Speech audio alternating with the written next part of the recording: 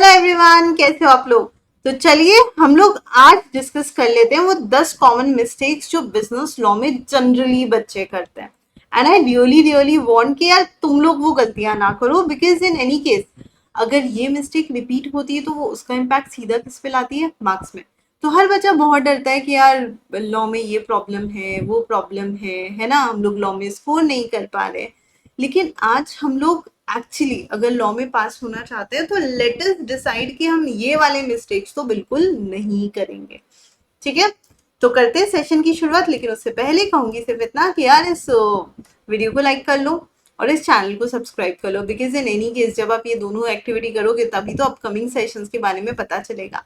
सबसे पहली और सबसे बड़ी मिस्टेक है कि एक्ट को इग्नोर करना। सो लाइक अगर आप बेयर एक्ट बोलते हो which is the purest form of law, या फिर मैं आपको रेदर कहूंगी कि आपको ना जो मॉड्यूल वाला लॉ है, जो मॉड्यूल का लैंग्वेज, अगर आप उसको इग्नोर कर रहे हो then it will definitely affect your marks.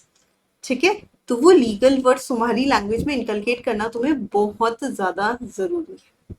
दूसरा, बच्चे ना हमेशा ये कहते हैं कि सेक्शन याद नहीं होते, सेक्शन याद नहीं होते, सेक्शन याद नहीं होते। ये एक और मिस्टेक है। क्यों? क्योंकि सेक्शन याद करने के चक्कर में बेटा तुम बाकी इंपॉर्टेंट चीजें भूल जाते हो। तो ऐसा नहीं है ना कि सिर्फ सेक्शन याद करोगे तो ही मार्क्स मिलेंगे। अगर सेक्शन याद नहीं रख रहे हो इट्स ओके, है ना, उसका इतना नेगेटिव इम्पैक्ट नहीं लाना चाहिए तुमको अपने अंदर कि उस चक्कर में बाकी की पढ़ाई को भूल जाओ। तीसरी इंपॉर्टेंट चीज, केस लॉ रटते हैं लेकिन समझते नहीं, और उसका इम्पैक्ट पता है क्या होता है? क्योंकि तुम लोग सिर्फ रट्टा मार रहे हो, तुम्हारे मार्क्स वहां पर तुमको सपोर्ट नहीं करेंगे। ओके, क्योंकि रट्टा मारा हुआ डेफिनेटली कुछ ना कुछ छोटा मोटा भूल जाओगे, और क्योंकि तुमने वो भूल लिया है तो अब वो तुमको याद ही नहीं आने वाला है, क्योंकि तुमने उसको समझा नहीं है और केस स्टडी के आंसर भी ढंग से नहीं कर पाओगे। ओके, लॉजिक समझो। नंबर 4, प्रोविजन याद करके लिखते हैं और एप्लीकेशन भूल जाते हैं।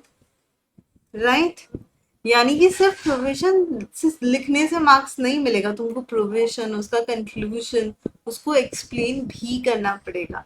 तो सबसे पहले तो प्रोविजन को अच्छे से याद करो और वो कहाँ अप्लाई होगा ये भी ढंग से सोचो। लास्ट मिनट पर ही रिवाइज करना। भाई सिंपल है, लॉ एक ऐसा सब्जेक्ट है जो इवेपोरेटिंग नेचर है, उड़ जाएगा। तो पहले कॉन्सेप्ट समझिए, फिर कीवर्ड समझिए, फिर उसका राइटिंग प्रैक्टिस कीजिए। ओके, कॉन्ट्रैक्ट एक्ट को बहुत लाइटली लेते हैं, ये तो एक कॉमन प्रॉब्लम है भैया। 35 मार्क्स का टॉपिक है वो, उसको बिल्कुल भी लाइटली मत लो, सब्जेक्ट का मेजर पोर्शन है वो। इसको लाइटली लोगे डेफिनेटली प्रॉब्लम आएगी, तो इसको भी ढंग से तुम्हें ध्यान रखना है। राइटिंग प्रैक्टिस और प्रेजेंटेशन की प्रैक्टिस नहीं करते, ये तो जगत प्रॉब्लम है। हमें लीगल वर्ड्स अगर अपने लैंग्वेज में इनकलकेट करना है, स्पीड बढ़ानी है राइटिंग की, तो हमें अच्छे से राइटिंग प्रैक्टिस करना तो डेफिनेटली डेफिनेटली आना चाहिए। एंड प्रॉब्लम नंबर 8, एक ही सोर्स से पढ़ते हैं और वो भी आधा अधूरा। भाई अगर एक सोर्स से पढ़ रहे हो यानी आईसीआर मॉड्यूल से पढ़ रहे हो तो उसको तो बहुत अच्छे से खुद के अंदर उतार लो ना।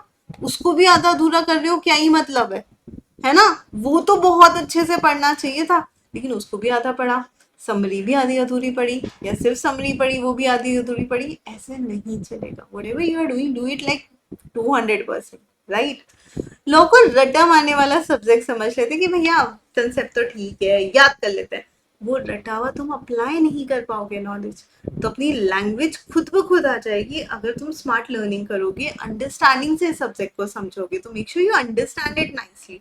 And last but not the least, जो सबसे बड़ा प्रॉब्लम है, खुद बैठकर पेपर सॉल्व ही नहीं करते। 3 घंटा बैठूं मैं पेपर खुद के पास से सॉल्व करूं, वो वाली चीज तो है ही नहीं। तो जब तक वो नहीं आएगी तब तक सब्जेक्ट में कॉन्फिडेंस नहीं आएगा, कॉन्फिडेंस नहीं आएगा, नर्वस रहोगे तो भूल जाओगे। तो इसीलिए पेपर सॉल्व करो, और ये जो 10 गलतियां है ना बिल्कुल मत करो, क्योंकि स्मार्ट स्टूडेंट्स मिस्टेक से सीखते हैं, लेकिन जो सुपर स्मार्ट स्टूडेंट्स होते हैं ना वो मिस्टेक्स के बारे में जानते ही सीख जाते हैं कि भैया अब नहीं करेंगे।